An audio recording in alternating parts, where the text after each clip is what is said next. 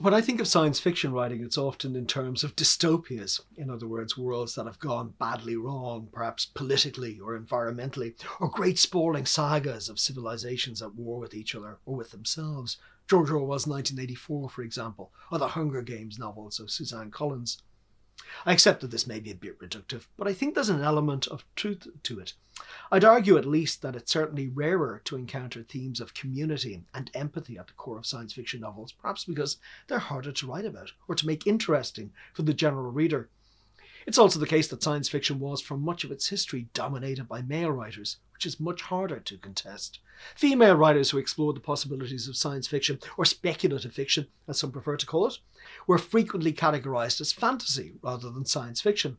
Men were scientific and rational, while women were emotional and anti-rational. Although this kind of thinking required one to ignore the fact that one of the earliest science fiction novels in English, namely Frankenstein, was written by Mary Shelley, who published the book in 1818 when she was just 21. And the genre has given us classic works by female writers such as Octavia Butler, Ursula Le Guin and Margaret Atwood. All of which brings us to Becky Chambers, my favourite science fiction author writing today.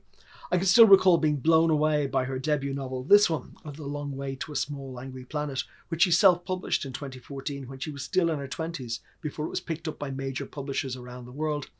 This was the first book in the Wayfarers quartet and detailed the adventures of a multi-species crew of humans, non-humans, and an artificial intelligence aboard a vessel called the Wayfarer, designed to bore wormholes through space in order to facilitate interstellar travel.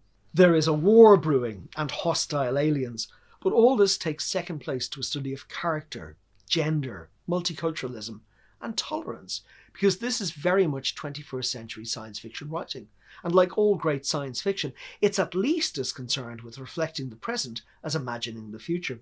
But it's also a novel filled with a sense of joy and possibility, a fascination with all the wonders the universe might contain. I was lucky enough to interview Becky Chambers some years ago in Dublin, and she was as thoughtful, amusing and generous-spirited as you'd imagine from her books. In a world in which kindness sometimes seems to be at a premium, there's reassurance in encountering novels and people that suggest it doesn't have to be this way.